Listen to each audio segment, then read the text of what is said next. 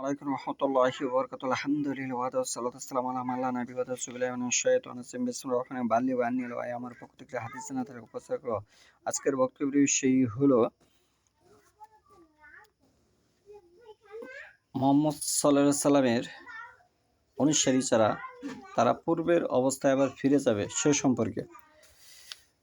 উম্মত যারা তারা পূর্বের অবস্থায় কি আবার ফিরে যাবে। আমি যে হাদিসটি তেলাওয়াত করব সহিহ বুখারী ৬ নম্বর খণ্ড হাদিস নম্বর ৬৫২৬। ইবনু আব্বাস রাদিয়াল্লাহু আনহু বর্ণিত, তিনি বলেন, নবী সাল্লাল্লাহু আলাইহি ওয়াসাল্লাম আমাদের মাঝে ভাষণ দিতে দাঁড়ালেন। এরপর বললেন, নিশ্চয় তোমাদের হাসর করা হবে নগ্ন দেহে খাতনাবিহীন অবস্থায়। তিনি আয়াত পাঠ করলেন আল কোরআনের, কামা বাদা না আলা খালকিন নুইদুহু। অর্থাৎ আল্লাহ বলেন, যেভাবে আমি প্রথমবার সৃষ্টি করেছিলাম সেভাবে আবার সৃষ্টি করব।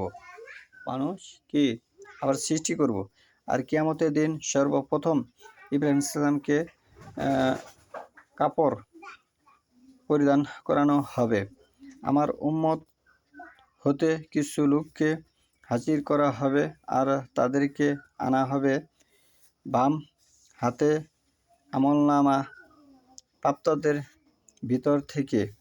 তখন আমি বলবো, হে আমার প্রতিপালক, এরা তো আমার উম্মত। তখন আল্লাহ বলবেন, তুমি জানো না তোমার পরে এরা কি করেছে?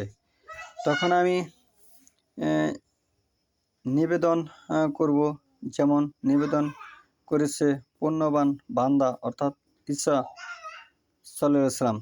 বা কুনতু আলাইহিম শাহীদান মা দুমতু ফীহিম আল হাকিম। অর্থাৎ আর তাদের কাজকর্মে ব্যাপারে সাক্ষী ছিলাম যতদিন আমি তাদের মাঝে ছিলাম।